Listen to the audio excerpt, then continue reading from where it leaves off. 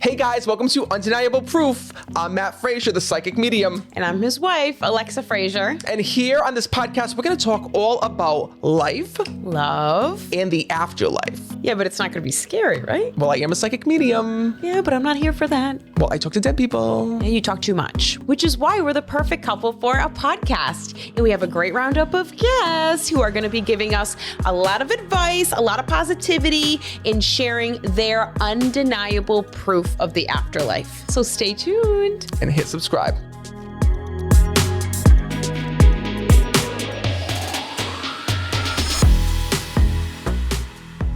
All right, everyone, welcome back to Undeniable Proof. Today, we have a very special guest. Very excited. He is a therapist. He is a comedian. He is, gorgeous. Right, true. Men love him, women love him, everybody loves him. And I gotta tell you, I was a little bit thrown today because I didn't know that this guest that we were bringing out actually had a first name. Like, you know how we have like we have Obama. Yeah, he also has a first name. Well, listen, so we have with us, I gotta bring him on, Mr. Williams himself. Tell Williams is here. Hello. Hi. Mr. Williams, I can't believe this is real. I can't believe you're here on our screen with us right now, here in studio. I'm so excited. Welcome. I'm so excited to pick your brain. I'm so excited to just look at you. You're gorgeous. Thank you. God. I'm so excited to be here. Well, here. You know? Yeah, you're here. We're here. To me, it doesn't make a difference that you're virtual because I talk to the dead and it's like they're virtual. So that's actually true. I didn't think about that. So I'm used to it. It's like talking virtually, talking to the dead. It's all the same thing. For me, I'll talk to the wall. So this is fine for me too. I love this. Great. First of all, I gotta tell you, I was like so thrown today because when I first went and I called Amal, my publicist, and I was like, who's on the schedule today? And she's like, oh, you got Tell today. And I'm like, who the hell is that? And she's like, you booked him, your friend Tell. I go, Tell? I'm like, who is that? I had no idea. She's like, Tell Williams. And I'm like, oh, Mr. Williams. I'm like, oh my God. And it was like, wait. So Alexa is like a new follower. I'm a lifelong follower from the early Mr. Williams days. Alexa is like a new follower. I'm just getting her into your content so and everything. Excited. I'm so excited. I've seen this. some videos and I was laughing out loud. So I'm so excited. And I have anxiety. So I love that you're like a social worker. I have childhood trauma. So it's great. I'm all ears. Wait a minute. Before I put him to work, pre-K pause. Okay. Pre-K pause. So, Mr. Williams, you started out as a pre-K teacher. I did, yeah. And you moved into the whole world of social work and helping individuals and helping people really find their self-confidence and work through so problems. You're not, do you currently, are you still a preschool teacher? So I do pre-K through 6, but just in the mornings now. So I have my foot in like both doors. Yeah. That's a big jump. Yeah. Like toddlers to like almost teenagers. Well, who's easier to handle? Who's easier to handle? Is it the adults or is it the children? That's actually a tough one because sometimes like it depends on the day. I would come in and be like, oh my God, give me like adults all day. And then there's always the reverse of like, there's sometimes I come in, I'm like, oh my God, the adults are driving me nuts. Or like, we just talked about this. We just had a breakthrough last week and now we made 12 steps back. No. Give me a toddler. Give me a toddler now. But wait a minute. I love it. Is it the truth? Is it the truth that like the parents are worse than the kids when it comes to school? Is that the truth? I would say, yeah. It's gotta be. It is but here's the thing. I know I always say this, especially when I'm talking to parents, right? And I'm talking with other teachers, especially. Parents are trusting a stranger that they've not met. Maybe they met at like back to school night for 20 minutes to like care for their child for 7 hours a day. That's terrifying. So like, I think when you have that empathy of like, that's gotta be so scary to give your baby up to a stranger. Like it's a little bit easier to kind of like just eye roll at some of the things the parents do. By and large, the parents are way harder than the kids. Yes. No, it's true. And I really, as a mom now. How do you say it's true? Well, because sometimes even I just want to like talk to my own toddler. I'm like, oh my God, like, yes, planes, trains, automobiles, let's do some fucking shapes. Like, I'm really tired of like the daily stresses of adults. Yeah. But as a mom and as a parent now, I really appreciate that because it does, I have to say, like our son is in, we call it school because we're starting to like, it's really daycare. Yeah.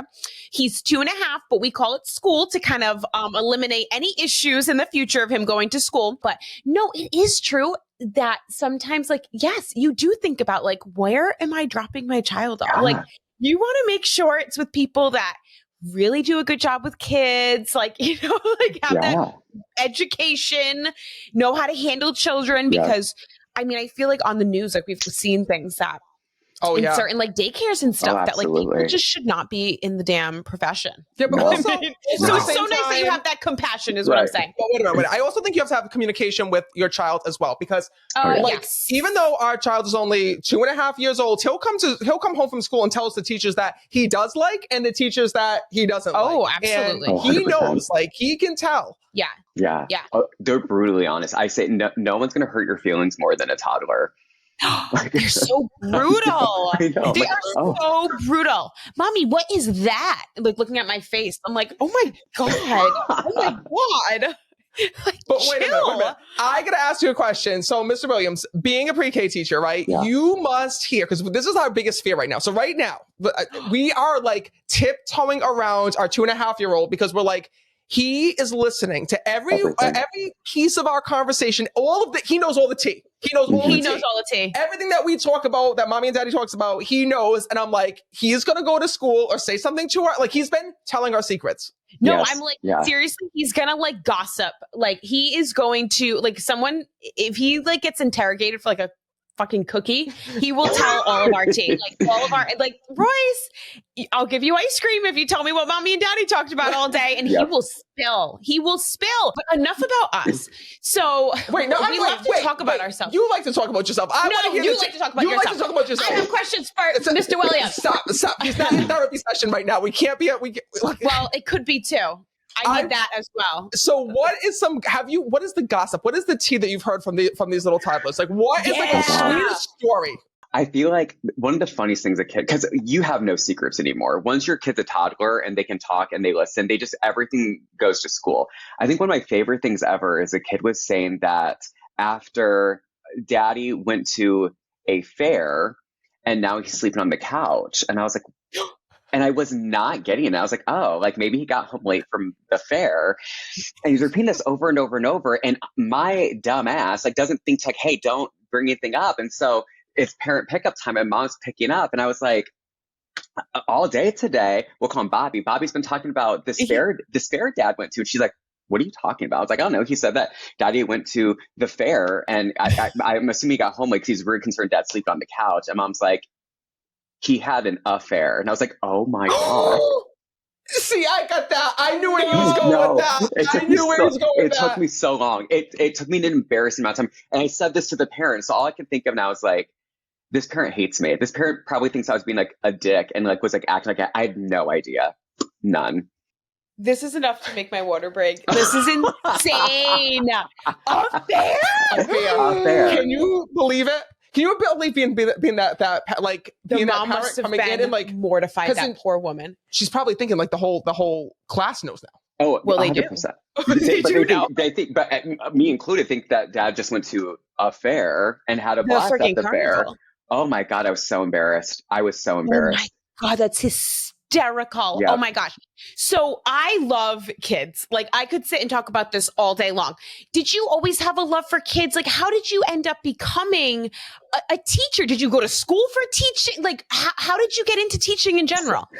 This is like the most like underwhelming story ever because I want to be able to be like, I had a 5th grade teacher that changed my life, which my 5th grade teacher did, but I went to school for communications and then was actually like engaged before meeting my husband now to obviously someone else. And I broke off the engagement and I moved back home and I was devastated. And I just like sat on my mom's couch for 2 weeks and watched the entire like series of Sex and the City and was like, I don't know what I'm going to do with my life. My mom's like, she was a social worker for the Head Start program, which is like a pre-K government funded program for like parents and families living in poverty. And I was a Head Start baby, right? Like when I was a Head Start, my mom worked for them now. And so Oh she my was like, we gosh. need teachers. We always need subs. So why don't you come and sub for us? So I did that for a month. And the teacher I was subbing for, like, quit 100%. They were like, listen, you're really good at this. Do you want to continue doing it? And I'm like, I mean, yeah, this isn't too bad. So they sent me back to school, and I literally tell people I became a teacher because I was going through a bad breakup. Like, That is a I good know. story. Are you kidding me? It's Oh my wild. gosh. Yeah, yeah. But But I also, I think loved it's a it. story. I think it's a story in itself that like you didn't have a teacher that inspired you, so like you want to be that person, right? Like you, Yeah. I know when I watched your TikTok videos, I was thinking to myself like, I wish I had a cool teacher like this. Like I wish I had a cool teacher that was like, Oh my God. I was thinking young that. I'm and- like, oh my God, like they must be like, are you a model or a teacher? Like that's what I would be I think thinking. that they see him as a best friend, like especially the kids. You know what I mean? Because Right. he's young, Yeah, he he's has a young, lot of he's energy. cool. Yeah, he listens to the same music, and well, he probably Yeah. in preschool maybe Yeah. not so much. No, but well, he said he goes up to 6. So do you have now? Okay, so you went from teaching, and now you're Yeah. still teaching in the mornings now. Yeah. So then, when did you pick up TikTok full time or like social media? Right. That was totally on accident. So this was during COVID, right? I was talking to, I had TikTok in the sense that like I had the app, and I don't know if it's still like this now, but if you don't have a profile, you could still like swipe through it, right? Yeah. And Yes, so yeah. I was doing that, and my husband and I were sending TikToks to each other, and then we were sending them to our family, like our sibling group chat. And my brother-in-law was like, I had told them a story about something that happened at school, and he was like, you should make a TikTok about that. And I was like, I don't think my humor is going to read on a video. Like, I don't think so. I was doing like a lot of like writing stuff, but not like, and so he's, no, you should do it. So I begrudgingly like made an account, but it was like user, a bunch of numbers, and there was no profile photo. And I made a video about, I think it was like a kid pooping or something. I don't even know. And I made the video. Sounds about It's always about poop. It's always about in poop. preschool. That's It's all our always about conversations are. all it is. Pre-K, toddlers, all poop. Yep. I made the video, and I put the phone down. I went to bed, and the next day he's like, your video went viral, and I had like 30 or 50 some thousand followers. I'm like, oh God. And so I was like, well, I think it was a fluke, so I'll make another one. And I made another one, and it just took off from there. So there was no desire, no ambition, no like, I really want to be an influencer or anything like that. So I was like running, trying to catch up, trying to figure out what I was doing. That's amazing. Yeah. Like people literally fell in love. It's amazing how gravitated they were toward you off the bat. Like talk about, I know they say like overnight success. That legit, like It is. you were an Yeah. overnight TikTok success, I which is think- really impressive. I think teachers just, because most of the following at first was teachers. It's definitely changed a little bit since then. But I think so many teachers just like needed to laugh because it was such a weird time to be like teaching over Zoom, like young kids. So I have to credit a lot of it was just luck. It was really dumb luck. That's Wait. amazing, but it was meant to be. What was that like teaching over Zoom? What did you see? Because Oh I my gotta tell you, God. during COVID, Right in the homes. during COVID, I did online. I started the online group readings, Yeah. and there were I've seen so much more than the dead Mr. Williams. I've seen Oh my seen God, naked yes. husbands walk by. Yep. I've seen people smoking marijuana Yep. on there. People doing people laying in in the bed, drive-through. like all together, like Oh my 5 people God. just like laying in bed on the toilet. Oh like, my- Yeah, in the toilet. 100%. Mhm. No. What is with the toilets on Zoom? People think they can bring the laptop on Yeah. the toilet, Yeah. but you're not going to see them. It's like we can still see her in the bathroom. We can see like the Right. porcelain. I don't know. So I was only doing pre-K at that time, and Oh, God. they were like, well, I was a private school. I went from Head Start. We moved to the Philadelphia area from Indiana. I started a private school, and they're we still got to teach. And I'm like, how do you teach 3 to 5-year-olds on Zoom? They Oh don't. my They barely know how to be functioning humans. And so we did it for like a week, like live. And then we were like, this isn't working. So what they had us do is each group, like I did reading, someone else did art. And so we would do like these 30-minute lessons. We'd record ourselves and then we'd upload them. And so the parents could like play the that's so video. So smart. it wasn't live. But because of, I don't know how they were able to do it, but I think we all shut down in March, right? I think we went back after Memorial Day. So we were back Wow. right away because we did year-round schooling. So Oh, we were back in wow. May. Yeah, this was before masks. This was before like you couldn't buy like gloves or anything like that. It was wild to be back. So What a they, Wow. oh time. I'll my tell God, you I what a know. time. Oh, terrifying, terrifying. Oh my gosh.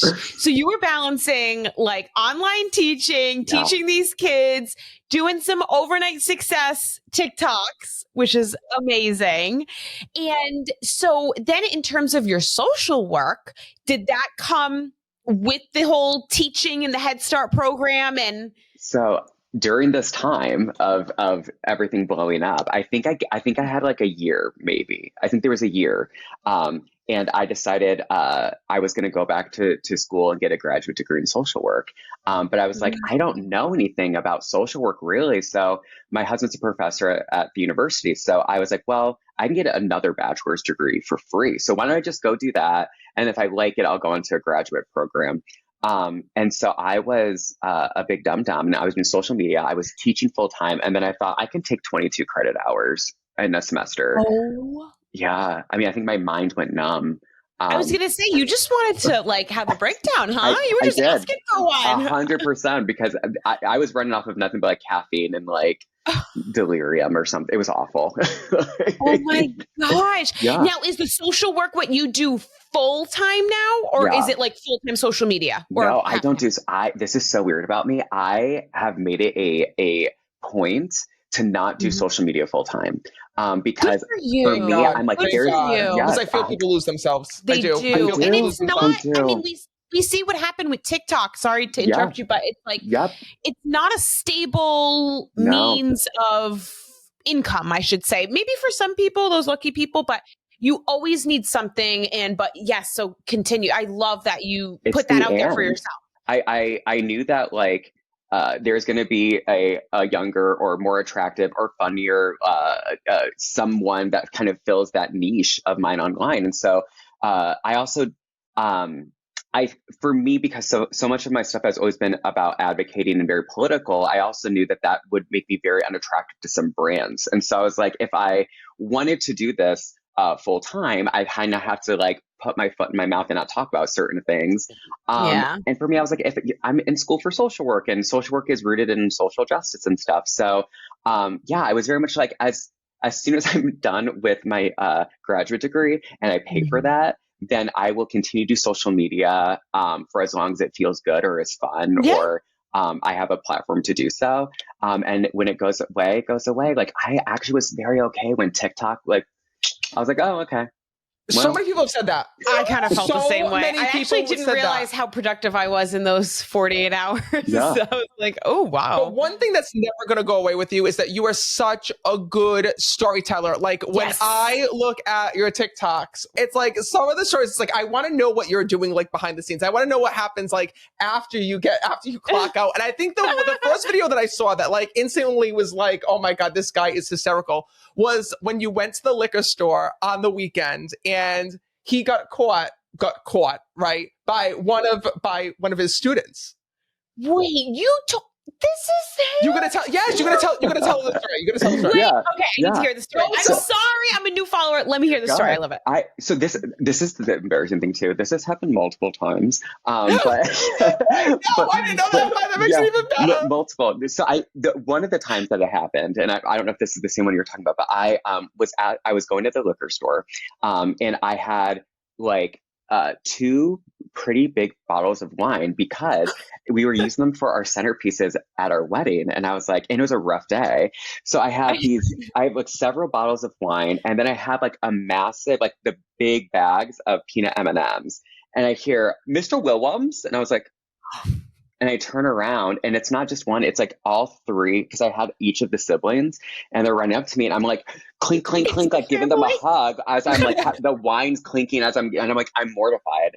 I'm mortified. And I'm like, the parents are going to yell at me. And the parents come up, they're like, we get it. I was just like, this is how I go. Right. And then, and then This is every other hysterical. time that's happened, the parent, especially when we moved to Philly, it happened several times, and parents were just like, "We're buying it for you. Put it up there." Like it's been That's great. the It best. hasn't been, yeah, So nice. yeah. This story that you told, was this one of your viral like TikToks? or TikToks that went That's the viral. one I saw. I don't know if it was. You saw it come up. Yeah, I think so. Yeah, I think because and I didn't know this because this hasn't been my experience with teaching, surprisingly enough. But in some school corporations, they make their educators sign a morality clause, which is like yeah, I was shocked because Wait, what is a morality? I never heard of this. What is this? Like, it depends on like what the schools, but it's like some of them's like you won't post this online, you won't curse online, you won't curse in public, you won't drink in public, you won't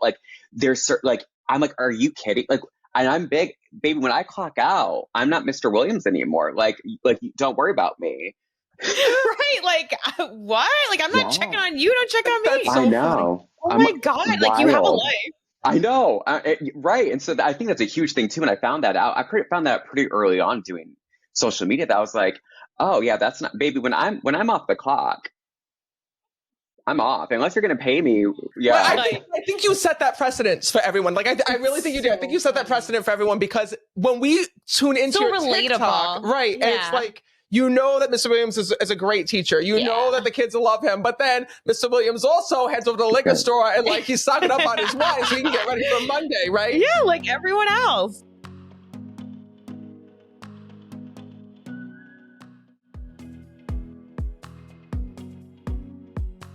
But I think too, I tried very hard and still do that.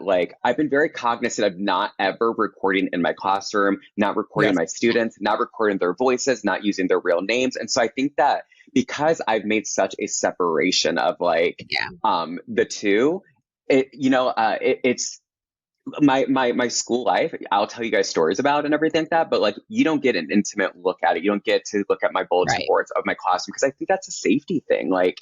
Who's to say that someone wouldn't notice the windows in the classroom or the parking lot that, usually when I was recording, and I stopped doing the parking lot at school even, or I will drive somewhere else and do a TikTok on my lunch break there because I don't want people to recognize and go to the school then, right? So I think it's just a big, I love that. And as a parent, we kind of do the same thing. I mean, with our fan base, a lot of people, where does Royce go to daycare? Or some people see me out and I'm like, I'm not giving you that information. We even signed, we had to sign a little paper in the very beginning saying because they asked do you want your child's photo on the bulletin board when they walk in?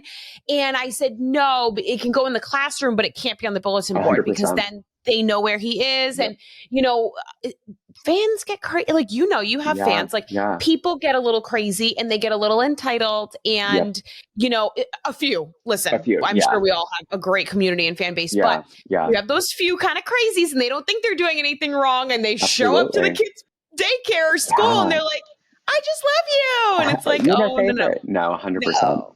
I love that you're so comfortable bringing people backstage behind your life, out of the liquor store, that you tell these stories. But you also talk a lot about, the healing that you've done, the children that you've helped, the people that you've helped. And, being a medium, I can tell you that it's the same thing with me, right? I'll have this amazing reading that I did and there'll be a couple that came to me that were in trouble or whatever it may be. And, I'll change the name or I'll switch a piece of the story so it doesn't get back to that person so that, to keep their identity safe. Right. Yeah. But, as humans, we learn through story. We learn through other people. We learn from what other people have went through, where they went through the challenges, where they went through their failures, the good things that they did in life. You learn and it captures your interest because you can put yourself in that person's shoes. And I think that that's one of the things that we don't do enough is that we don't put ourselves in someone else's shoes. And I think that that's what you do on TikTok is that you really show people, listen, sit in my shoes, they're in this person's shoes. This is what it's like. And you really change their perspective on things. Thank you. I like the empathy that you're saying. You're putting yourself in someone else's shoes. I think that that is key to kind of finding that common ground between people. Wait, I want to know all about your husband. So what does your husband think of all the TikToks? Because I know that you're on TikTok, you're putting all, he shares all the tea, he puts on he tells all the stories. I love it. I'm going to be stalking you all night now. But does your husband watch all of your videos? Does he sometimes do you share too much?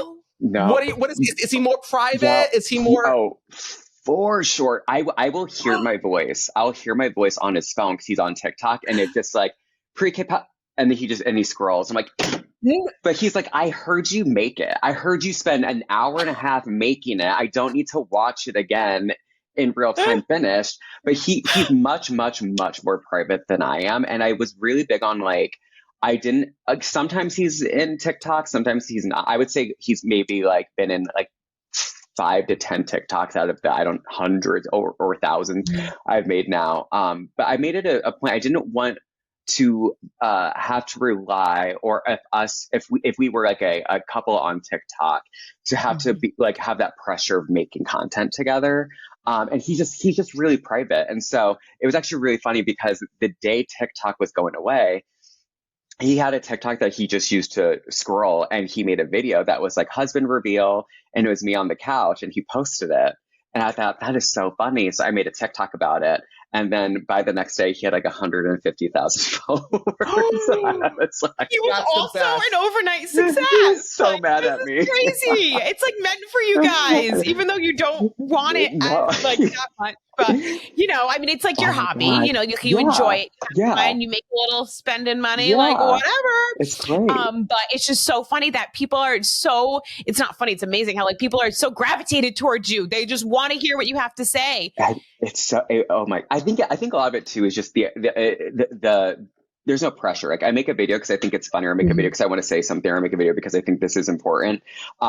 So I think that's sometimes an easier fault, or when someone's like really passionate about what they're doing, right? So it's not they have to find something to say. It's like it's organic, right? When you see people who are put their artwork or something on there, or like what Matt does, right? Like it's not like you have to find something to do. It's like it's already there. The story's already there. You just have to find the time. Sometimes it's like so overwhelming. You have so many stories to tell that it's like I don't know which one to post today. I also feel like there's a rabbit hole, like you were saying, like if you and your husband were to make content with one another, because Alexa and I have been through this too. Yep. If you make content with one another, then it's like everyone's just going to want it all the time. Absolutely. It's like, and it's hard because, like, for example, during COVID, we started to do these things called, you never know what's going to go viral, number one. And we did these things called coffee runs where we just go out and like put the live on and be like, hey, we're going to get coffee this morning. And we would go, we'd go to either Starbucks or Dunkin' and we'd go and get coffee. And we still do it to this day. Well, God forbid you miss one morning. God forbid it's like, what's going on? Are you guys okay? Is everything fine? It's like, whatever. Yeah. People are they're gonna nitpick everything. Like I literally just forget to wear my wedding ring. Like just forget. Like me too. No, you do too. Mine don't fit me right now, but you do too. Yeah. People think, is everything okay? I now look through which I almost never go through my comments, and they'll be like, he wasn't wearing a wedding ring. Are they still married? I'm like, because I was at the gym and I didn't want to break it. Yes. No, it's so freaking true. And I have to say,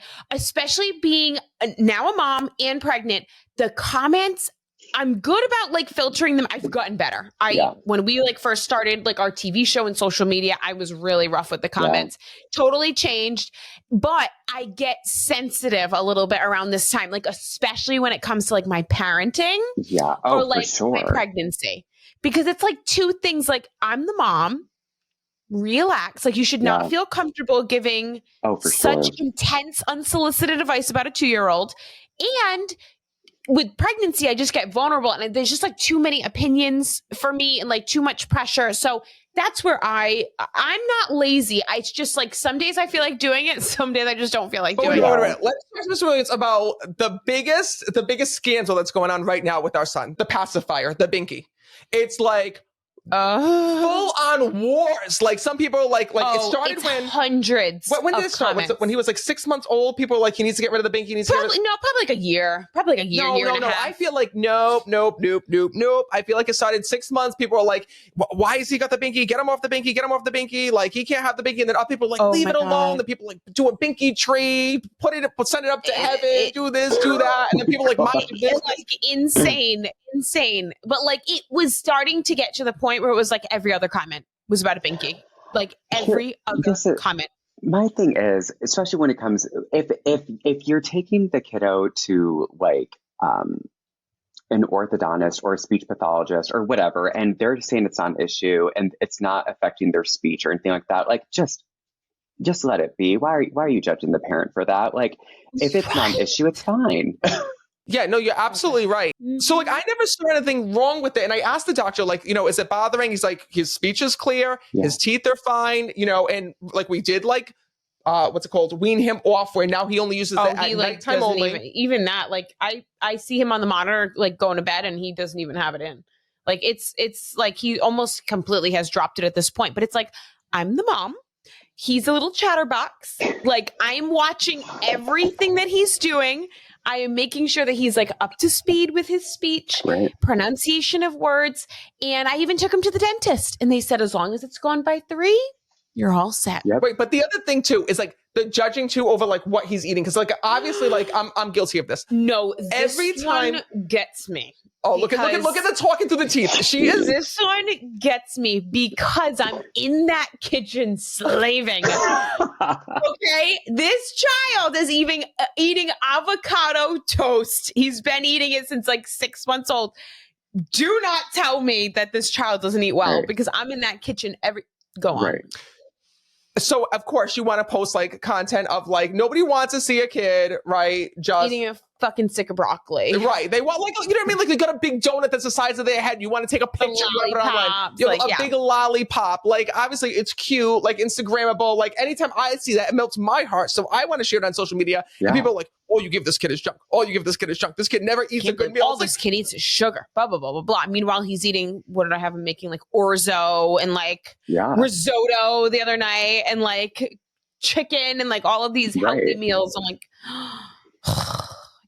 it's one of those things again, they're just seeing what is online that you're shown in that snapshot of a moment, right? So like, he might be eating like a giant donut in that moment, but then that's not necessarily like indicative of what they're eating when they're off camera. What's like, do you know like some of like the craziest comments that you've gotten that like have just stopped you in your tracks and you're like, what the hell? Like, what the hell? Yeah. I mean, I feel like there's going to always be the person that's like, because I'm gay, like that means I should not be teaching at all, which is like wild to me. Or like as a teacher, you shouldn't be political. I'm like, well, I'm not being political in my classroom. Like I'm not sitting there like talking to a preschooler about like politics and stuff. I think a lot of it is just the separation of like, if I'm cursing on TikTok or if I'm drinking on a TikTok or, you know, God forbid, I'm like at the gym and you know, doing like a gym TikTok or something like that. They're like, well, a teacher shouldn't be swearing and drinking or cursing, or you shouldn't be shirtless on. I'm like, I'm not teaching right now. And like a lot of times I'm like, well, you know, what if a student like came across your TikTok and saw you cursing? I'm like, I'm not the parent. Like, I don't want my students to come across my TikTok because I make TikToks and I make social media content for the adults. Wildly inappropriate for like a 4th grader to be on social media. That's not good for their brain development or anything like that. Correct. So I used to go through those comments and like for a while, I didn't see any of the negative.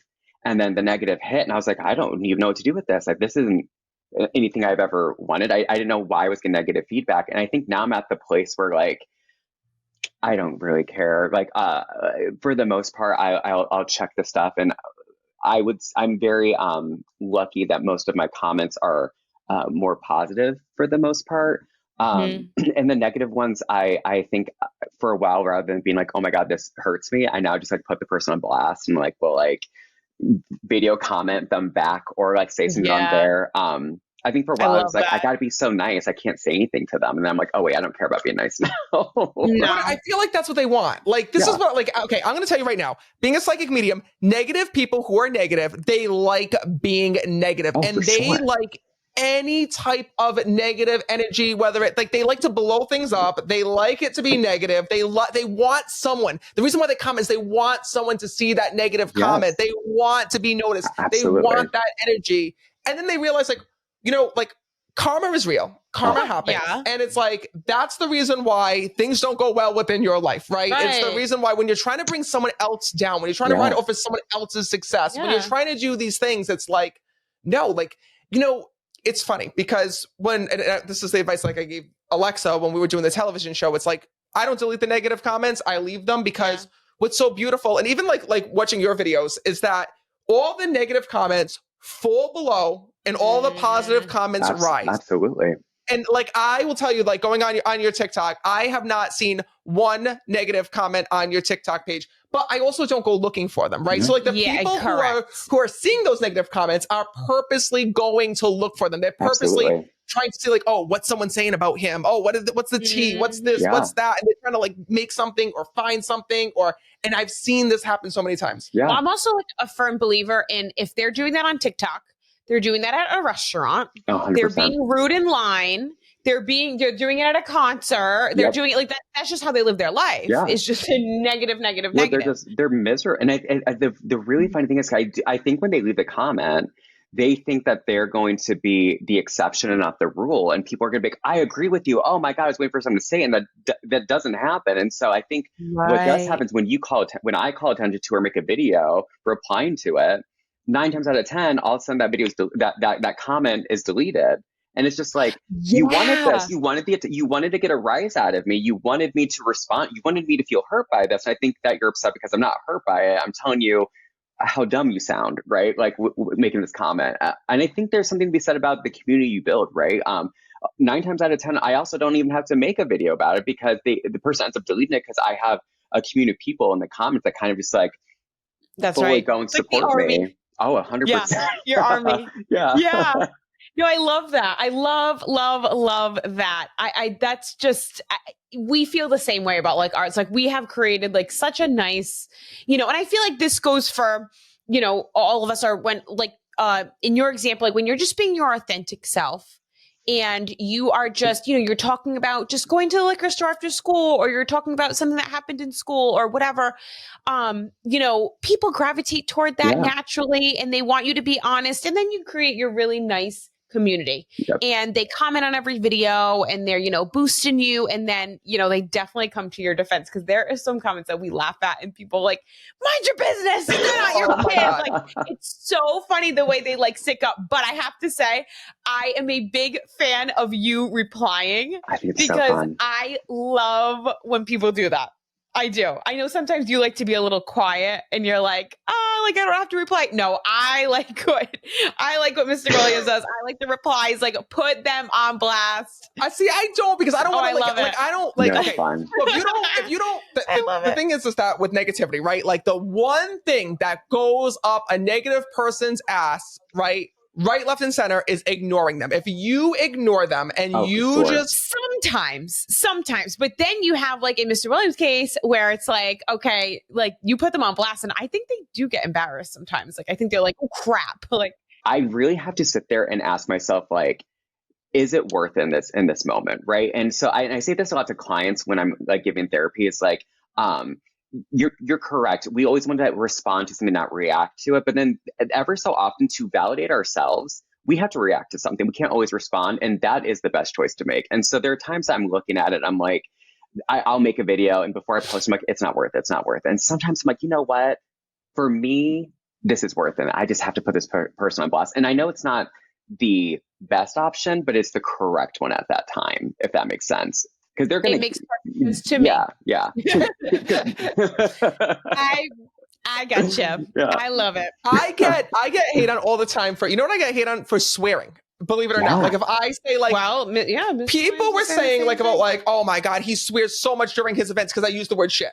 Like shit, I think is my favorite shit. But you know what? I don't know if it's just because I'm Italian or what it is. Like, I don't know. Like, I don't see shit as a swear word. Your show is 18 and up. It's like, people need to get it together. Like, you're not sitting there trying to entertain kids. Right. Same as you, Tal. Like, you're not sitting there like, I really hope my kindergartners watch this. Like, absolutely. Right. It's like the opposite for you. But also, so that's crazy. That brings up another point. Like, also, you want to protect the kids too. Like, I have my show 18 and up for a reason. I don't have to have my show 18 and up. It could be all ages. But the thing is that I want to be able to have honest conversations with the person that I'm talking to. And I don't want to have to filter for a child that's there. Because people die in all different tragic ways. And I personally, like, I treat my clients as though that they're family. Like, that's just how it is. And my mom gave me one piece of advice when I started mediumship, and that is you can say anything that you want to someone, as long as it's the truth and as long as it comes from your heart and spirit, right? So when you're delivering a message that's not so good, right? For example, about someone getting divorced or about the way that someone died or how someone felt,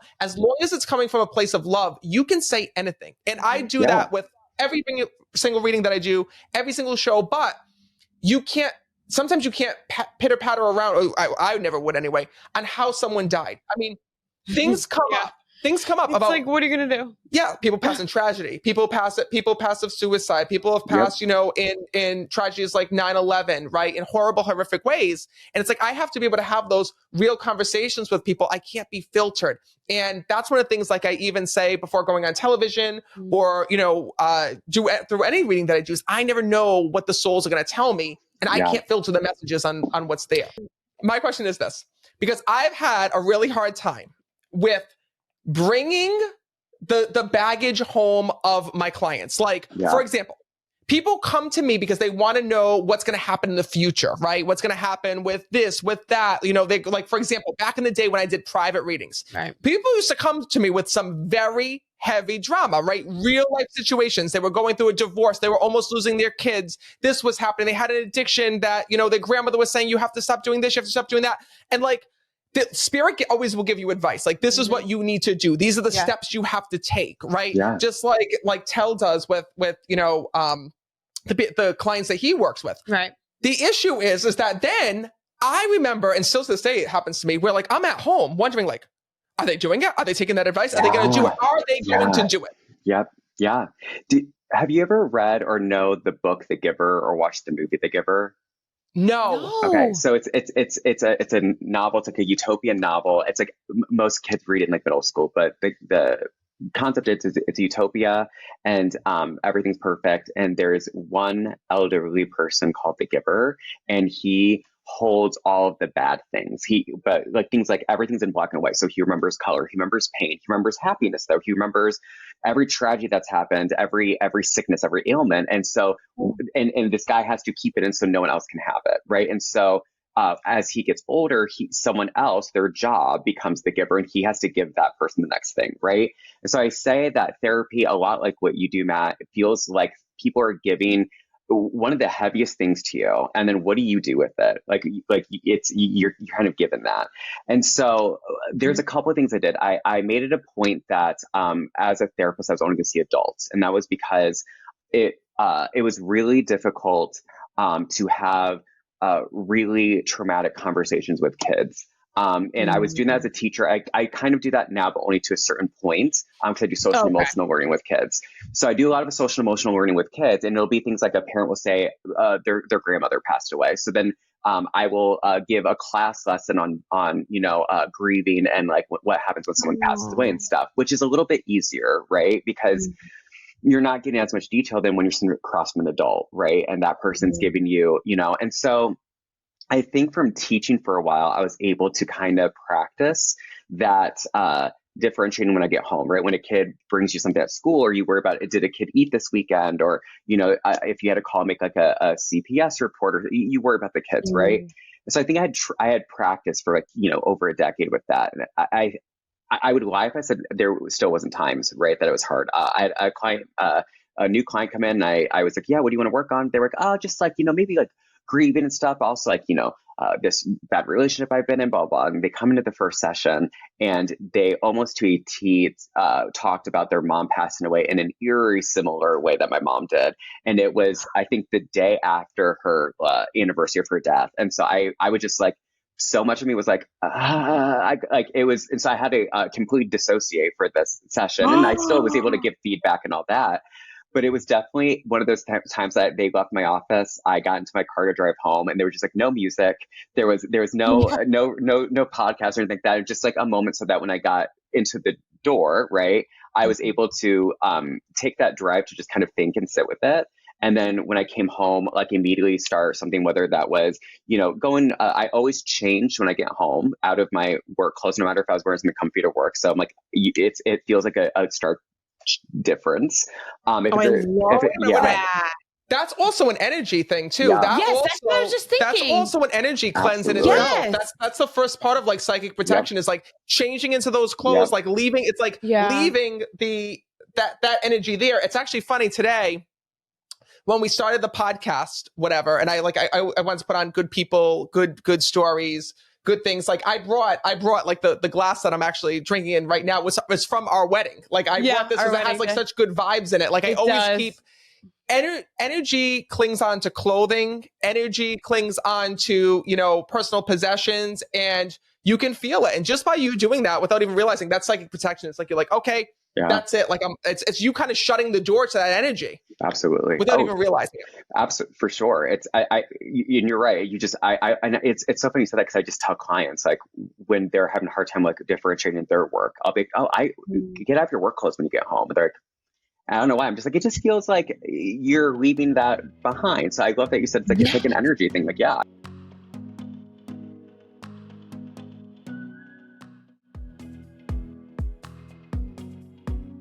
What do you do when you have somebody that doesn't want to take your advice, or doesn't, like, you spend hours in a session with somebody and you lead them and you say, this is the steps, this is what you need to do to heal, this is what you need to do, because this is the hardest thing that I dealt with. And I think that that's what makes me a good medium, is that before I was even a psychic medium, I started my journey in the medical field. Yeah.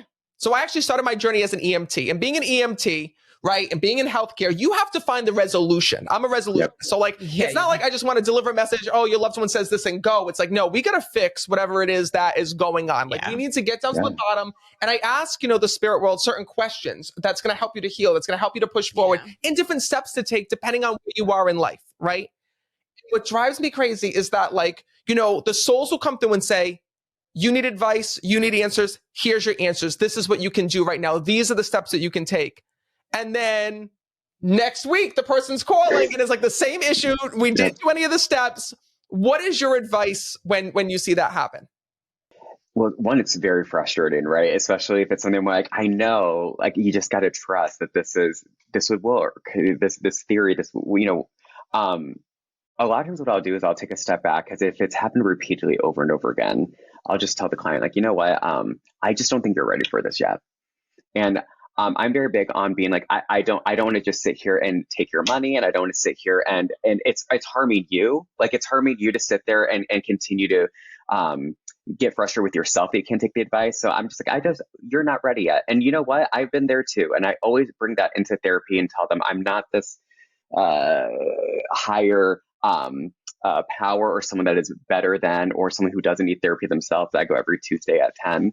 I'll tell them, like, there's been times I've taken a step back and said, I'm not my therapist told me I'm not ready, and I wasn't. And I came back and I was. And so I think that's a huge thing. It's just been like, you're not ready yet. And that's okay. How many times have you done? That's crazy. That's exactly what Matt does in his. It bothers me. It bothers me to my core. Yes. I gotta tell you, I'm like, your life can be so much better. I have a story for you. You tell stories all the time on TikTok. I got one for you now. Oh my goodness. It's just like so crazy. That's literally what Matt does. Like, you always say, like, I'm not here to take your money. Like, you are just not ready for a message right now. Like, you're just not. And that's okay. Like, come back and try again. So there was this woman that was a good client of mine. And she literally was coming to me because she was, she had a very, very loud personality, was like, was very interesting energy, put it that way, but a good person, a really amazing person, a really amazing mom. And this was a high profile divorce. Her husband was, her husband owns his own business, and her husband made a lot of money, and her husband didn't want to get divorced because they had 8 kids with one another. Oh my God. Basically, if she were to leave him, or he were to leave her, she would get custody of all the kids, and she'd have to pay like alimony and alimony and child support. And it was basically so much money that he was prolonging the divorce. And what he really wanted, it was cheaper for him. And this all came out in the visions and everything, that it was cheaper for him to actually go and to take custody of the kids and hire a nanny, or put them in daycare, than it would be to keep her in the house, to pay her all the money that he was supposed to pay her, and child support and all this stuff, and how that works out. So anyway, long story short, they were in this custody battle, back and forth, back and forth, back and forth. And like, her dad came through and gave her advice and said, like, it's fine. You're going to keep the kids. Like, don't let this bother you. Like, you're going to be successful in this. You're going to be fine with all of this. Like, whatever you do, the father said, make sure that you keep the visits minimal. And the father's advice was, make sure that when you're going and transitioning over the kids, that you're not involved. Like, let's say that your kids have to go to dad's for the weekend, send the kids out. Because of the fact that he knew that he was losing in court, he was going to do some type of a big public display to make her look crazy. And like, to make sure that like when she sent the kids with him, that she like limited all interaction. For example, like let's say it's a day that you have to switch off. The father said, you drop the kids off at school and then like let the husband pick them up at night so that you don't have any interaction. Leave it with the lawyers. Don't see him. Don't talk to him. Don't do whatever, because she was a great person, but she had the personality where she would just fly off the handle at anything. Like she was like, she was someone that like just couldn't keep her words in, much like Donald Trump, right? Just had to say something all the time. Had to say it, That was the whole thing. So at the same time, I was like, listen, this is what your dad's saying. And she's like, I promise to God, I'm not going to do anything. I'm like, listen, your dad's saying that, like, if you have an interaction, he's going to make you look crazy. It's going to be in front of a bunch of people and like, it's going to be bad. And that's what's going to hurt you because they're trying to make it look like you're, you're an unfit mother and you're not. Yeah. Right. So long story short, she's like, Matt, thank my dad so much. Yes, absolutely. So on and so forth. Blah, blah, blah, blah, blah. Okay. So I'll never forget this. I remember like being up at night, like being so like, is she going to be okay? Are the kid's going to be okay? Is everyone going to be okay? Is everyone going to be okay? And then like week goes by. I don't hear anything. I like forget about it. I'm like doing my daily business. I think I was like, I'll never forget. I was at the food store when it had happened and my phone rang.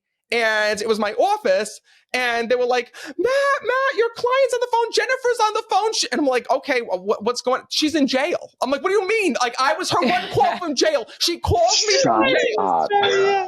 So, oh my God. Long story short, she had this interaction with the kids, right? Where like they were switching back and forth. They met up.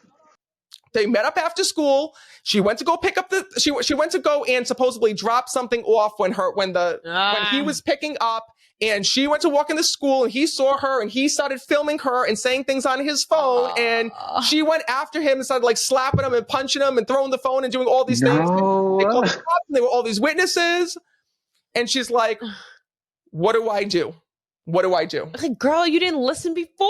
And I told you what to do.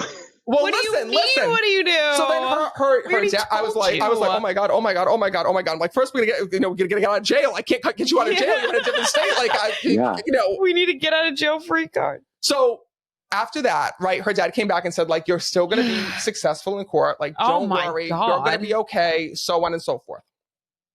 So they came back and they said, okay, like, we're going to drop the assault charges. We're going to drop these charges. If like you fill out this form, if you take this test, like, and my client will take it too, like proving that you're mentally sound or yeah. So her father says in the reading, don't take the test. Oh God. So now she's asking me, God, well, why won't I take the test? Right, wait. She's like, why can't I take the test? I'm like, your dad says you're going to fail the test. So she's like, am I crazy?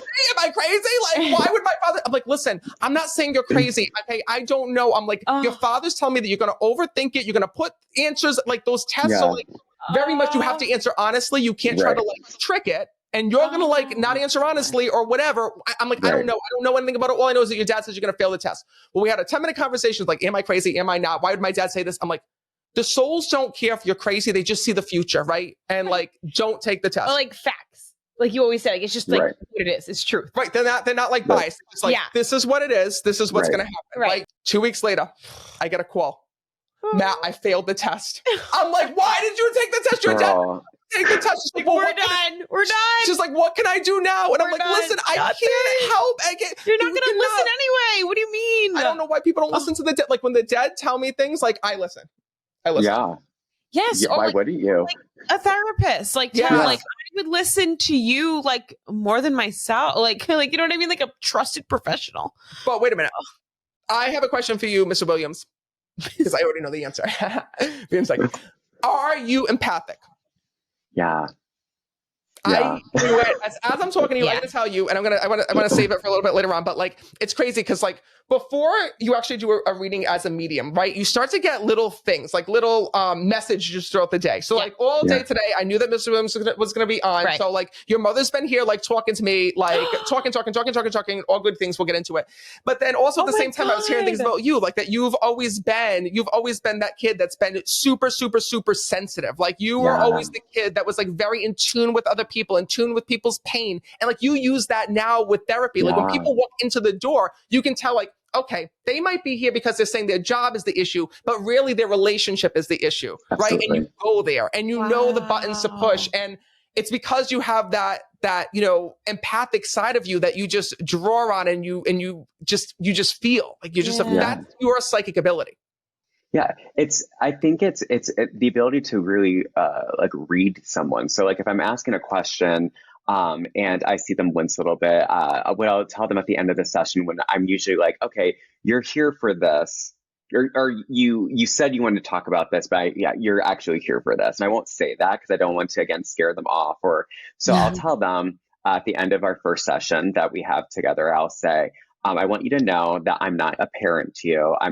If you lied to me today, that's fine, because like, your truth today might not be the truth next week, and that's okay. So you never have to come in here wondering if I'm going to be upset, because you're going to come in and say, remember when I said this to you, I was lying. It's actually this, right? I was like, I'll never be upset about that. And so I think that, that openness of being like, if you weren't ready to talk to me about this, or you weren't ready to kind of feel that yourself, that's totally fine. It's okay if you said that, you were super happy in your marriage, and that actually is complete opposite of what it is, right?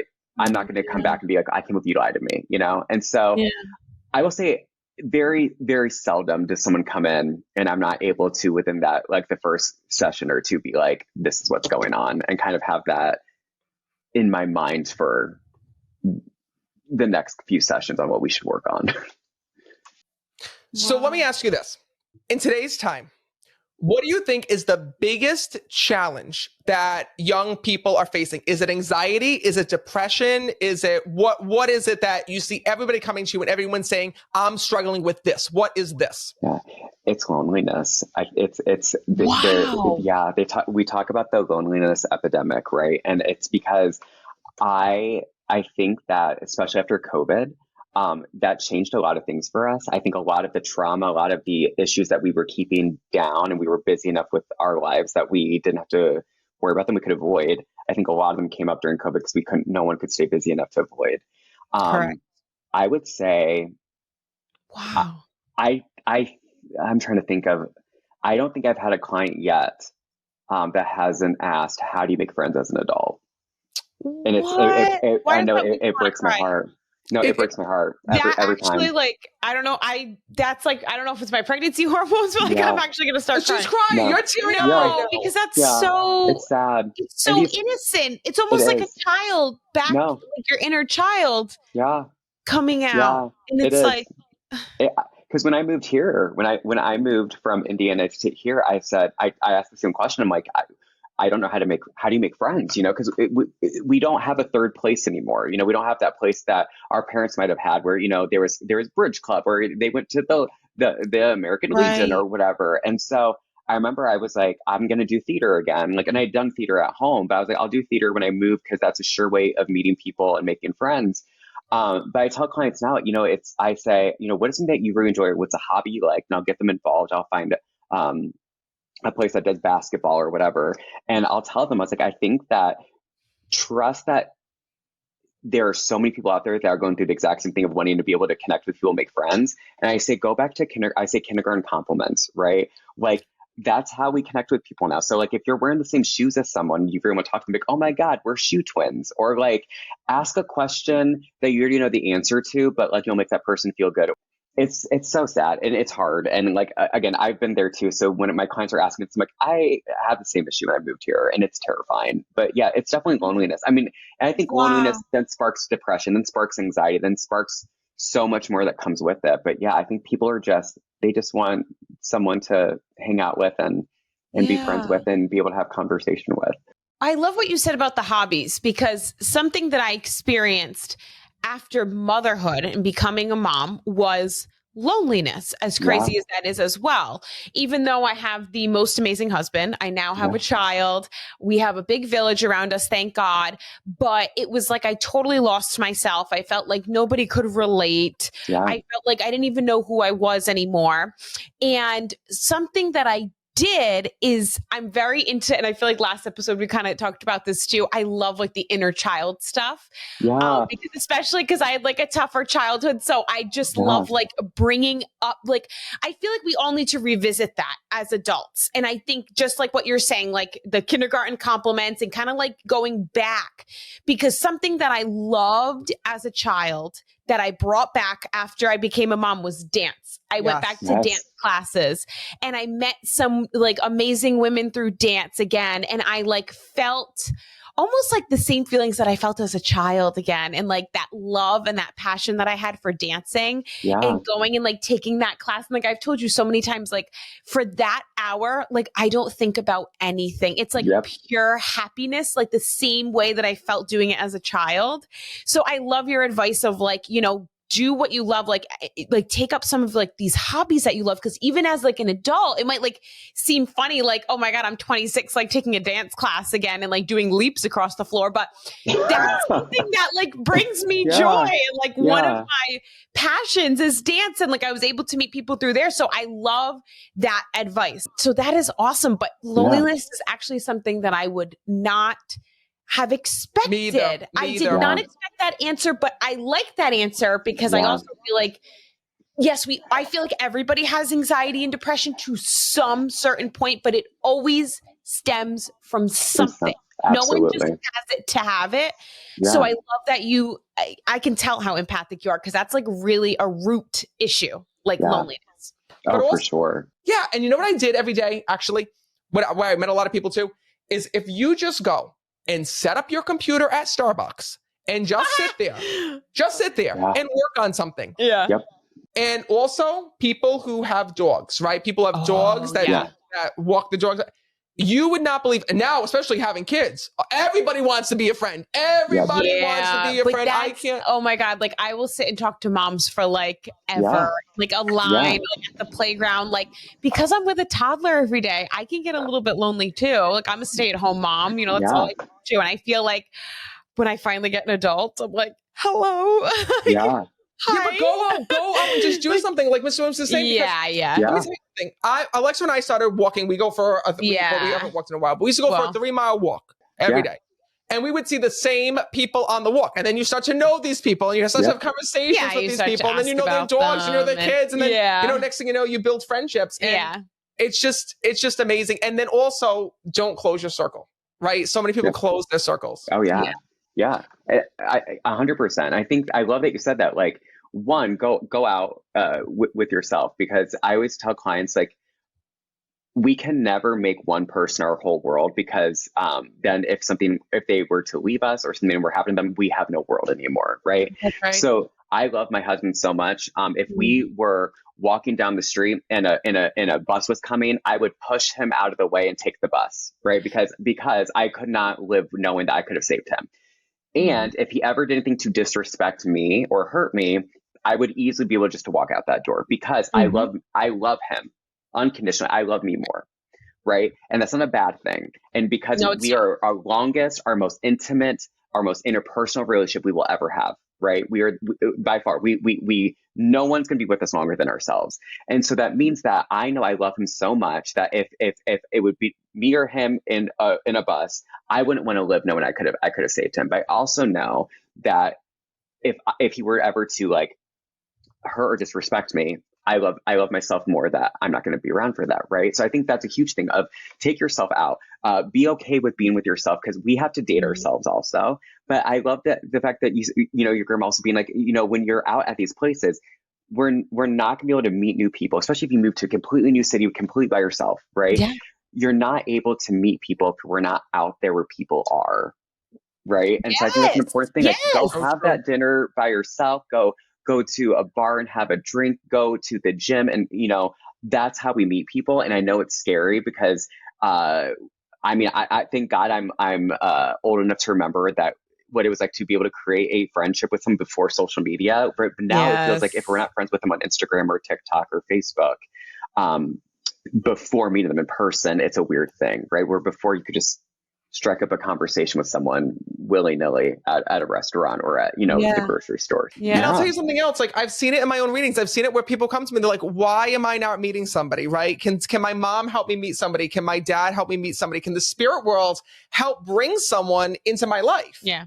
And the truth is that they can, but you have to do the work yourself. Like, there's things that you have to do. Spirit can help you to meet your soulmate. Spirit can help you to meet your person, but you got to be in the path of that person. So have you seen, because I've seen psychically, how anxiety, fears, worries, Yeah. sadness come through in dreams. Have you had clients come to you and said, like, I have this reoccurring dreams? Have you had to help them like decipher it? Have you found a Yeah. link from that dream to something within life?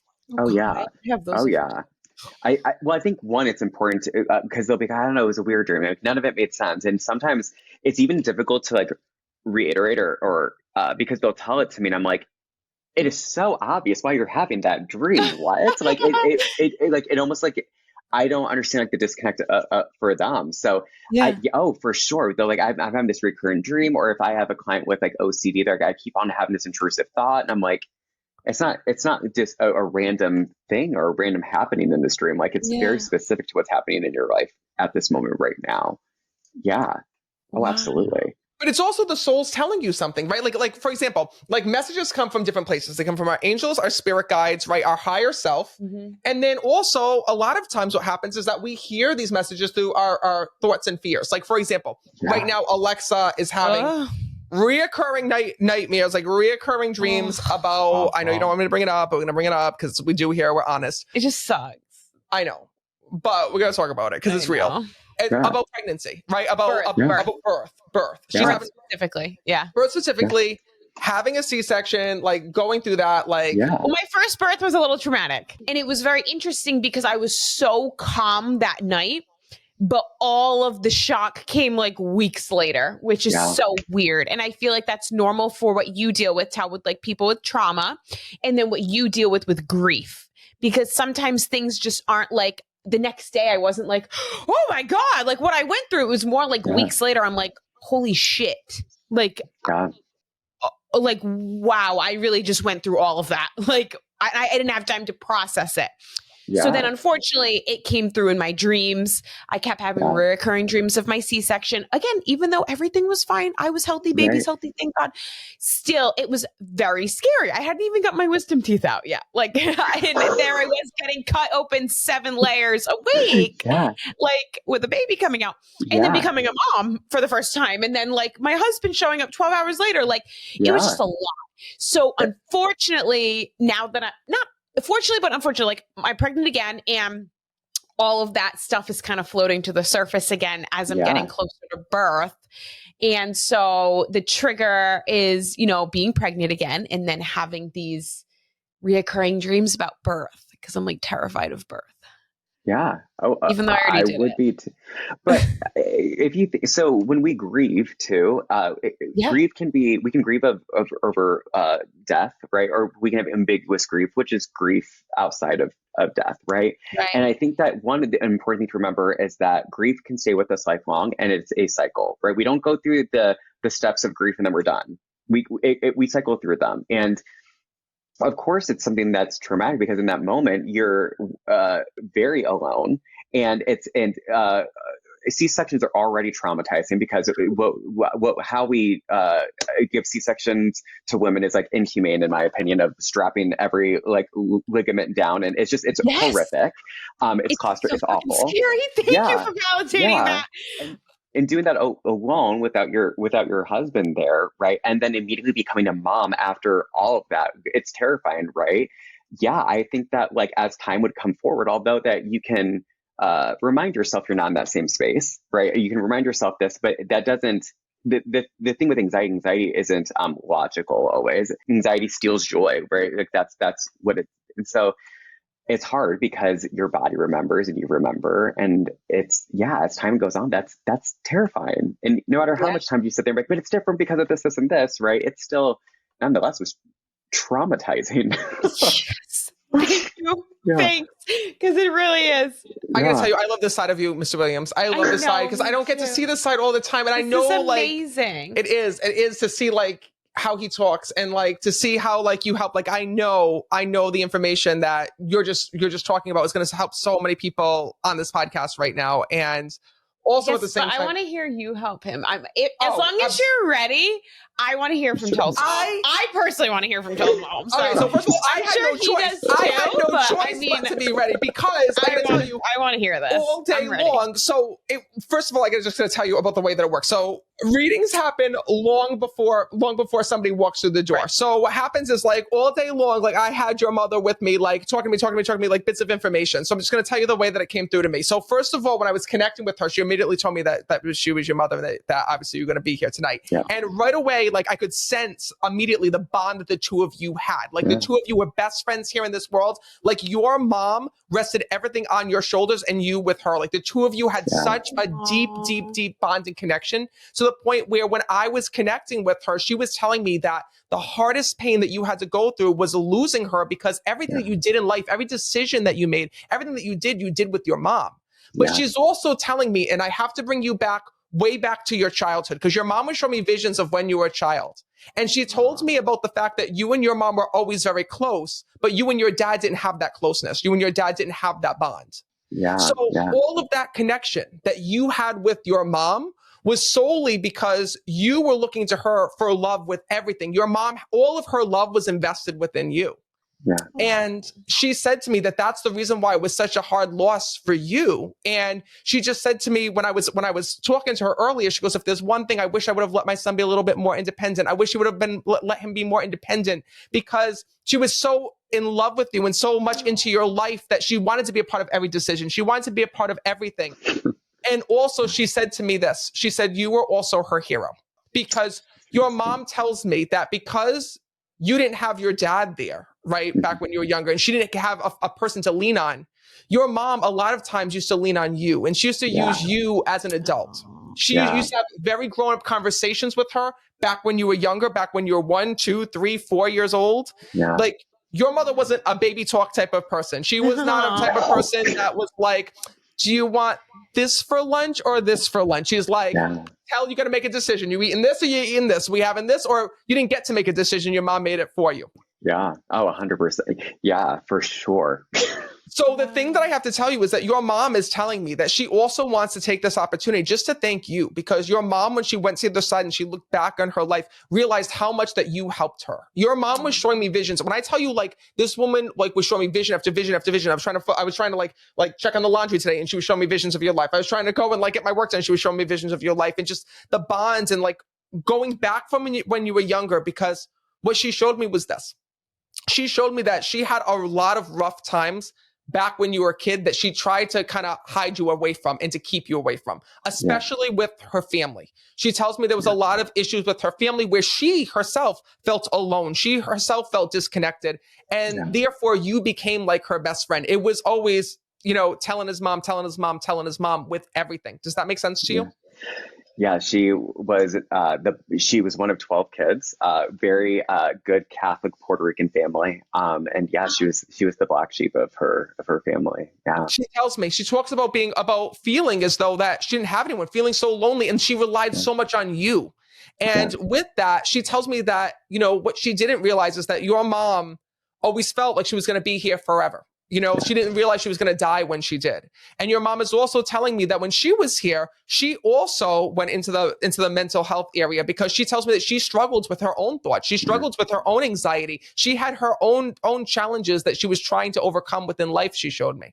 Yeah. And it's actually funny because sometimes spirit will contradict us. So when you were telling me earlier about how, this is how I got started in mental health, this is how it all happens. I wish I had this amazing story, but really, the story that your mom was telling me early on, and I was shocked when you told me that answer, because your mom told me something totally different. Your mom had told me that from when you were younger, you had to grow up learning adult things, adult situations. You saw the situations that your mom was in. You helped your mom through situations. You were always a helper, and that natural ability was always in you. It was always installed within you. And your mom tells me about her actually leaning on you from when you were younger to, fill certain voids within life.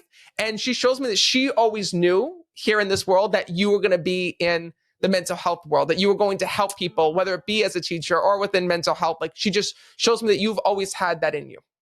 Yeah, that makes sense.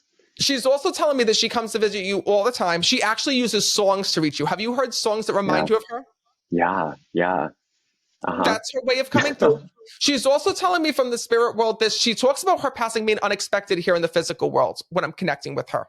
Yeah. And when I'm speaking to your mom, she kept saying to me, I wasn't supposed to die like this. I wasn't supposed to die like this. And your mom is also telling me that she wants to let you know that she's sorry for the way that she passed. When I'm speaking to her, there's a lot that's here that I feel like at the very end, your mom wasn't telling you. And there's a lot of hurt and pain that you're dealing with because of that. Is that true? Yeah, so my mom died of a cold, as odd as that sounds, or that's all we know. She was sick for 2 weeks. Oh, wait a minute. Don't say another word. I'm going to tell Okay. you. Because when I'm Okay. connecting with your mom, I'm seeing her not being able to breathe. She talks about when I'm connecting with her having these crazy issues where I keep seeing her trying to self-medicate herself. She Yeah. shows me her going and like taking all these over-the-counter medications, like I don't know what they are. Like first I'm seeing like it looks like NyQuil, then I'm seeing like ibuprofen. Like she's showing me like trying to self-medicate and like knowing in her mind like I shouldn't be doing this. I should be going to the doctors. I should be getting help. Like I should be doing this. And she just said to me, like, if like I could have saved my life, like I should have told my son, I should have told somebody what I was dealing with, and she didn't. No. She, we found later on that she was looking up her symptoms on her phone. So I got very upset with her the day that she went into the hospital because I was like, you have a cold, go to, like, I can't believe you're missing work again. So I called my sister who's a nurse. I'm like, make mom go to the doctor. And surprisingly, my mom went, which was shocking. But yeah, no, she knew for like 2 weeks that she was sick and just wouldn't. I think she just thought it was a cold, right? She says to me, I wish that I would have gotten to the doctor sooner. But she tells me that what she wants to let you know is not to feel any guilt, any pain, because you were the one that allowed her to go. You were the one that got her there. And I will tell you something else. When I'm connecting with your mom, what's so interesting, when she actually had passed away, do you know if she had like an asthma attack or some type of an attack where like, because I keep feeling like I'm suffocating when I'm connecting with her. She just stopped breathing. We don't know why. She was at the doctor's. The doctor said you have no potassium. Go to the ER. And when she was in triage, she just stopped breathing. It's so weird because when I'm connecting with her soul, all I keep feeling is her going like, and then I just pass.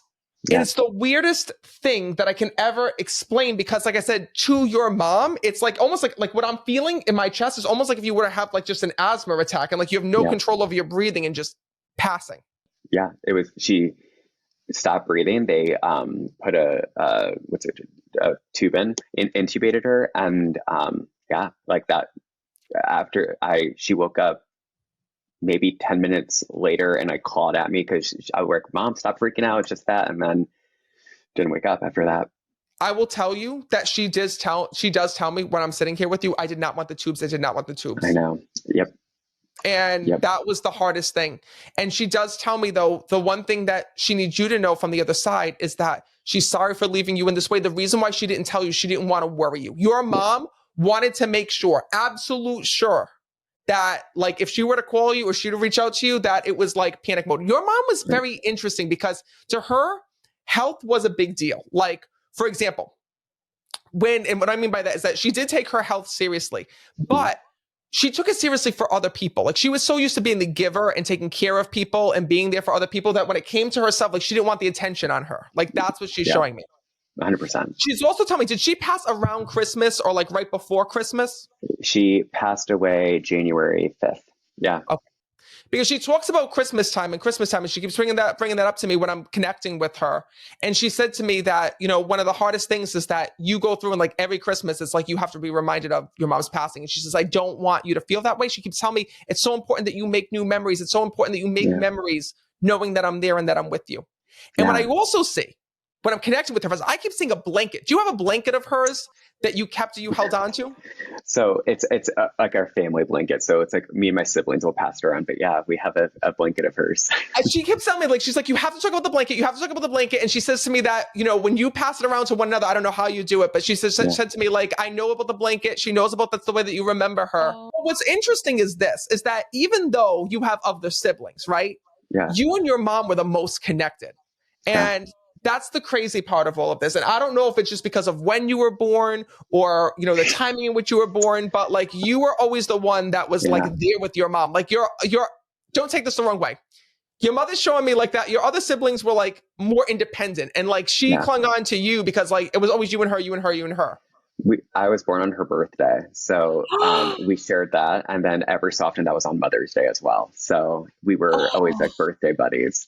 Because your Yeah. mom shows me like she loved her other kids. You know, your mom was not one to have favorites, but it was just something special. It was just this bond like between you and between her, and she's bringing that through. Yeah. She's also telling me that one of the things that she wants you to know as well is, and are you like the youngest? I'm the only boy. Okay. So I'm her only son. Yeah. Okay, that makes sense. That's probably the reason why then. Yeah. Because when I'm connecting, like I said, it's a different bond than she had with all of her other kids. Yeah. And like I feel like your other siblings used to be pissed, like you know, oh, mom's only worried about Tell. Mom's only worried about Tell. Or like it's like I don't know what it was about her, but she like put this like protective glass over you when she was here. And like she still does that in spirit. Like she's still with you every single day. Yeah. Yeah. It's just so beautiful. She's also telling me about, she keeps bringing me back to Christmas. Did you all exchange like gifts and like have like a secret gift or like almost like what's that called? Like white elephant or something? I don't know. She showed me Pinky swap, white elephant. Yeah. Kind of, yeah. So we did for a while, and then she wanted to they focused all of that on the grandkids. But the year that she passed away, I wasn't home for Christmas. I was with my in-laws. And so when she passed away, I never got a chance to open the gift that like a little just gift she got me. So I didn't open it until I think 2 years ago. She passed away 8 years ago. And then the one that she got my husband, I still don't open. And sometimes I put under the tree so I can just kind of pretend that she got me a gift that year. That's crazy. Because she kept talking about like the wrapping of the gifts. I'm crying. I gotta tell you, what's so beautiful about this is that your mom said to me that she wants to thank you just for the way that you dropped everything and for how your family all got together to be there for her before she died. Yeah. Because it was such a beautiful thing. And she's also telling me, I don't know who like played music for her or played music in the room, but she's telling me about music being played. Yeah, we sang her favorite song when she passed away. She knows. She kept telling me, I heard the music, I heard the songs. And I think, is that the same song that you hear? Because your mom was like telling me about like sending you songs from heaven. So I feel like that same song that you sang to her, like you'll hear at times and know that that's her spirit. Yeah. Her favorite song was What a Wonderful World. And so it's very eerie to hear it because it's Louis Armstrong singing. It's not like a popular song you're always hearing. So when I do hear it, I'm like, ugh, like it's kind of freezes you in your tracks. Yeah. That's her sign to you. Yeah. That's her sign to you. Yeah. That's not surprising at all. I feel like it comes at very particular times. I'm also seeing too, which is interesting, and she was showing me this earlier, and I really like wasn't understanding it. Are you having like a custom tattoo made for her, or did you like design a custom tattoo? So I got this tattoo right here has all of the plants that we had in our backyard growing up. And so when I moved here, when I moved away from home to Philadelphia, I kind of want to remember back home in Indiana. So I got this done so I could remember my mom and my siblings. But wait a minute, is there something to do with the sketchbook? Or like, are you sketching these out, or like, are you sketching out like a new part of the tattoo? Not right now, I don't think.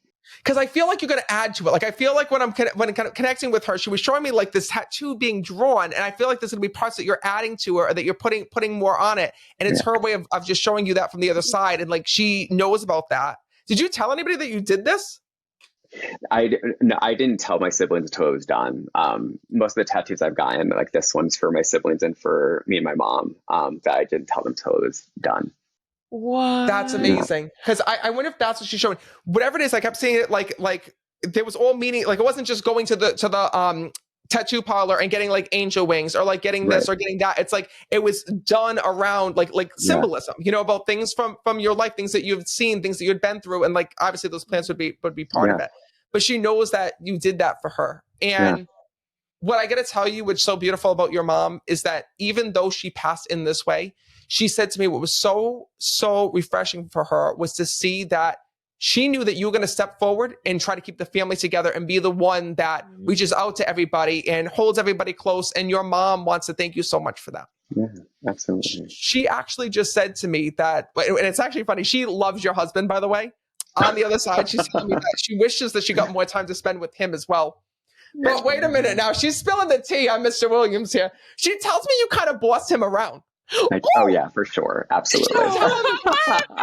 She tells me that, like, and like, are you like a neat freak? Like, you have to have the house like clean? It's not that it needs to be clean. It just needs to be like the mess I make has to stay where I put it. She's telling me like when I'm like there's issues about like moving things around the house. She's telling me. So Oh, I don't know yeah. if he moves your stuff or like what the hell's happening, but like souls can see through walls, and she's like just thinks that that's so funny on the other side, like to see that dynamic with you all as well.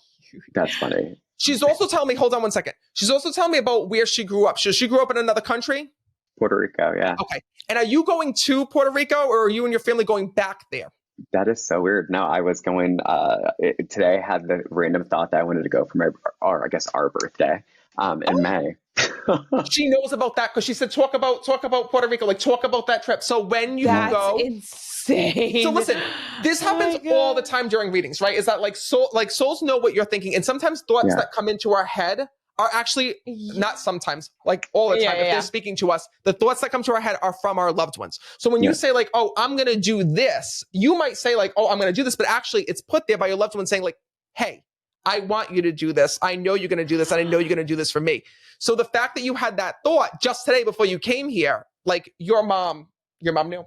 Yeah. What? There's one other thing that's here. Hold on one second. But there's something that's so souls will always like tell us something. And then what I love about talking to the spirit world is that they'll always give us like facts. Like they'll say like, they're going to do this, this, this, and this. And here's the reason why, or here's like how it's connected. Right. So like, I see you going back to your mom, to your mom's home country. But then I also see you connecting with someone out there. So did you recently like make contact with somebody from Puerto Rico, or like was there a family member that you found out there that was connected to your mom? Kind of. So I did that ancestry thing. So I found a lot of her her family that's still there, and where they like the city she grew up in there, that have reached out. That this was probably years ago now. That have said if you ever come and want to visit, we'll show you around and everything. She tells me like that connection. So I don't know if you did that after her passing, but she said to me like that connection is there. And like, she shows me like, there's going to be some sign that you're going to get. I feel like that like a person from there is like, you're going to reach out to you. Like someone's going to align with that your mom sees, because spirit knows how to make connections happen like for us, and sees like, okay, like I can make this happen in their life, or I can introduce them to this person or whatever it may be. And like, you're going to instantly know like your mom's with you on the trip because of this. I love that. That feels good because I'm nervous to go back. Oh, wow. No, you're gonna go. And she's like so happy that you're doing that. And it's gonna be just an amazing trip for you. It really, really is. I love that. Thank you. It's gonna be tough. It's gonna be emotional, right? But I think that this is one of the things that like people don't realize is that you can be a therapist, you can be a psychic medium, you can be a priest, right? We still all go through grief, you know.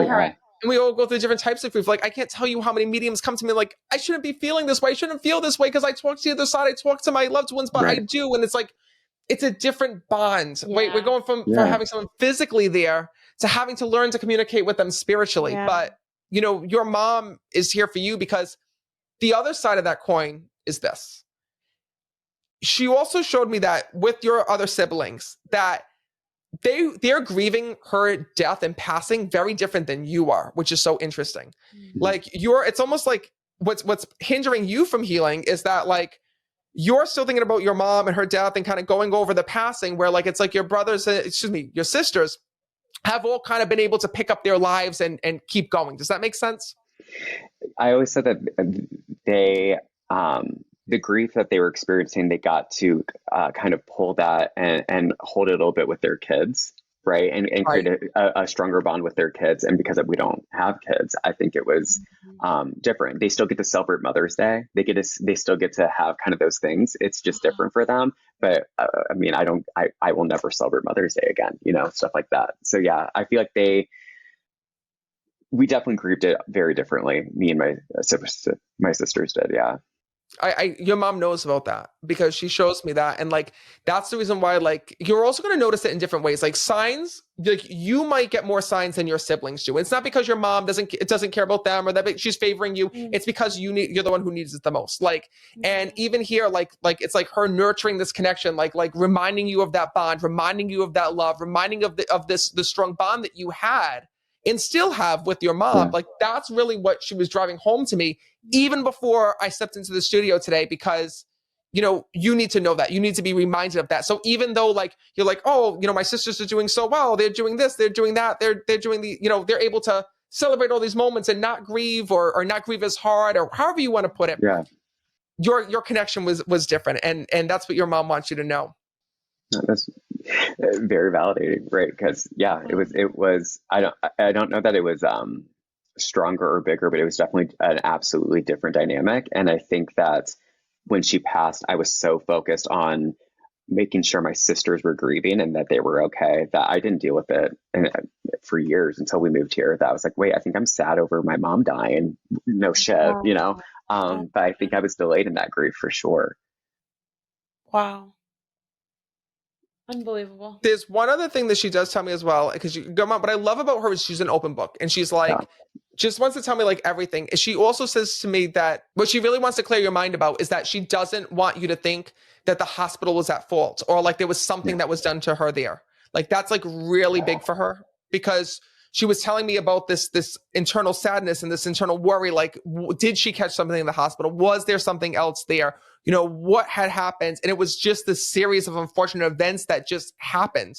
But, and the only way I can explain your mom's passing, right? Because this is very different. And as a medium, I'm also learning as well, like to communicate with spirit, meaning that like everyone's passing is different. Some are similar.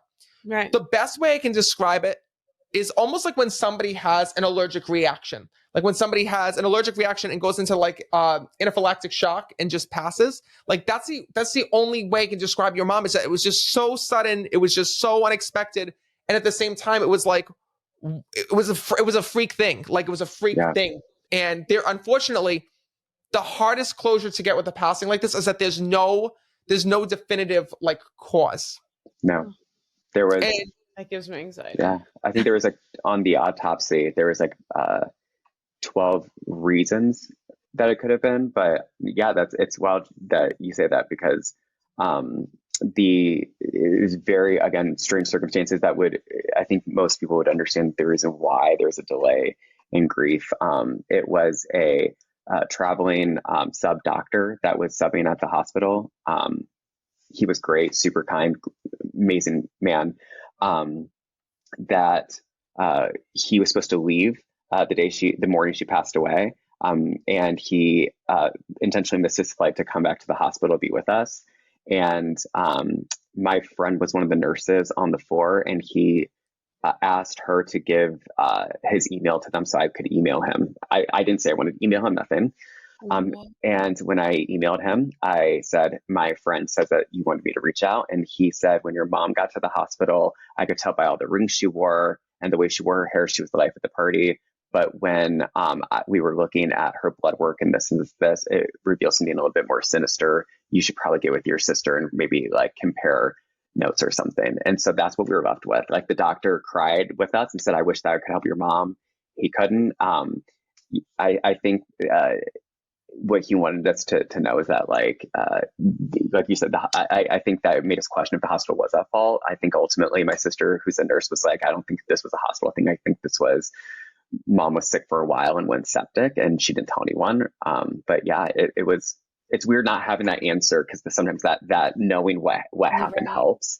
And I think you have to get comfortable with we just won't know. You know what I mean? Yeah. That's the hardest thing. And I think that's like the hardest thing about what I do when I do a spirit reading like this is like, I always want to give someone like, especially having a medical background, be like, they pass of this, they pass of this. This answer, take it, accept it, move on. Like not move on, but like grieve with that. 100%. But I mean, I know that your mom told me that she was sick. I know that she was hiding certain things and not hiding them in a sinister way or in a way that, it was just that she didn't feel like it was important at that time. Like I said, I saw that the at-home medications. I saw her taking different things like, oh, I'm just going to take this over the counter or this over the counter. Like, it's going to be okay. It's going to be fine. Like, I'm going to get through this. And then, like I said, what she didn't realize is that there was just this bigger thing that was brewing within her. Yeah. So, and what was crazy about this too is like when I see your mom on the outside, like she looks completely fine. Yeah. But it was like she looks like there's nothing wrong, nothing fine. Yeah. Even like the day she was brought in the hospital, but it's all going on internal. Yep. Oh yeah. I mean, she looked totally. It was wild, actually. The stark difference of when she went in, she looked totally fine, to like the day she passed away, 3 days being in the 2.5 days of being in the hospital. That just, it was such a stark difference, right? She looked totally fine for the most part until, the day she passed away. I wish I could come through the screen and hug you right now, because I got to tell you, like, your mom, if you could see what I see, like, she is just so happy on the other side because she's able to be a part of your life, your sister's lives. She's able to look in on you every day. And your mom, like, literally shows me, because I love to see what we do, right? Like, so even like in heaven, like I see your mom like laughing at your TikTok videos and like how the world loves you and sees you. And like, she feels so good in heaven knowing that the world is seeing you and like seeing the side of you that she got to see. Cause like when I look at the visions of you and your mom and your relationship with one another, it's much like you are on TikTok, like the two of you in the car, joking with one another, telling stories with one another, doing crazy things with one another. And like, she shows me that like now, like she had that version of you and now you're sharing it with the world. Oh, I love that. Yeah. Yeah. She did. She had that goofy, silly version of and with me. I want to like adopt Mr. Williams. I want Mr. Williams to be I know, me too. What are we gonna do? We're Italian. He needs to come to Rhode Island. We gotta invite him to. This is how we make people feel. We gotta invite him to. Do we have a christening coming up or something? What can we invite him? Yeah, Rowan's is next. We gotta find some family holiday. Yeah, Easter's coming up. Italians do. Oh my gosh, that's awesome. We gotta have you back. We gotta have you back on the podcast because I feel like there's so much more that we have to unpack. Like I could just. No, this was amazing. This was so fun. I love this because like the majority of the people who are going to see this right now are not on TikTok, or maybe they haven't found Mr. Williams on TikTok. So like the same way that you're discovering him for the first time. Listen, there's more to you than just your TikTok. I appreciate that. I always say that I feel like my social media is the least exciting or least intriguing thing about me. So I love that. Yeah, like you got to meet me before you knew me on social media. So. That's great. Oh my God. All right. Well, if there's one thing that you can leave us with, what was your undeniable proof? What was like something that happened in your life that proves like that your mom was with you or the afterlife was real? Was there one thing that you can leave us with, an inspiring story that will inspire the listeners on here to keep looking for the signs, to trust and believe? Absolutely. Yeah. So, funny little story. So when I was in second grade in Mrs. Mackey's class, we made these handprint turkey cookies. They weren't just like the little cutout. You put it on, they made the dough, they cooked it, and then we got to put icing on them. Very strange thing. I've never heard of a bunch of people doing this. And I remember my mom picked us up early from school that day. And I was sitting in the back of her car and we were listening to music that we really liked, and it was warm and the windows were foggy and it was raining outside. It was very dark. And it was just that very warm, comforting feeling of knowing we got to go home for a few days with, my mom, and it was Thanksgiving. It was just a moment that I didn't realize was going to be like a core memory of mine. Yeah. And then, fast forward to the first Thanksgiving that she had passed away. I was at school and they gave each of the teachers pies. As like a Thanksgiving gift. And me and the other preschool teacher, I got called down to the office, and it was the first year they'd ever had preschool at this school. So they said, we want you to know we put you guys in, but for some reason they didn't give you guys a pie order, but we went to the bakery and we got you guys something else. And we're like, okay. I had never told anyone this story ever. And they handed me a handprint iced cookie of a turkey, and I just started sobbing, and they were like, are you okay? And it was raining out. I remember walking into school and being like, it's like that one day that mom picked us up early. It's very rainy, it's dark, and it was dark and rainy all day. And then by the time I got that cookie, I was unglued, and the secretary's like, I'm sorry, like we forgot about the pies. But no, and I explained the story. So then the secretary's crying, and then my co-teacher's crying. But yeah, no, that was that moment like instilled, because all I could think of is like, this is like that one Thanksgiving, all that's missing is a handprint turkey cookie, and it happened. And she delivered it. Oh my God. I was a mess. If that is a story, that is a freaking story. Yeah. Oh, I love that. Unglued. Yeah. So that's undeniable. 100%. Oh, that is so undeniable. Yeah. That's like can't even be. Oh my God. I can't wait to see the comments on this. I can't wait to see the comments. Gosh, thank you so much, Tal. Listen, I know I wasn't a follower, but now we're BFFs. We're BFFs. I love that. Yes, I'm following you back as soon as I see it come across. I'm going to find you. Sounds good. So tell us, where can everybody find you? Where can Alexa find you? Yes, please. Yeah, I'm everything. It's at Mr. Williams Pre-K. So TikTok, Instagram, Facebook, I think, and then our weekly therapy podcast as well. So yes, find us there. You gotta tune into his podcast. He's my God, are you kidding me? Yeah, it's just now season 2. Season 1 was kind of let's try to figure out what's going on. And I think we finally figured out what's going on because we had no idea what we were doing. So now we're having people help us figure out what we're doing. I'm going to listen. Oh my God, I'm so excited. Well, thank you excited. so much for being on here. It was amazing to finally get to have this conversation, to get to connect with you. You've been a long-term follower of mine. I've been a long-term follower of yours. So if you can't find Mr. Williams, just go to who I'm following. And you'll be able to find his account because I don't follow many people. Thank you so much for being on here with us. Thank you for having me. This has been so much fun.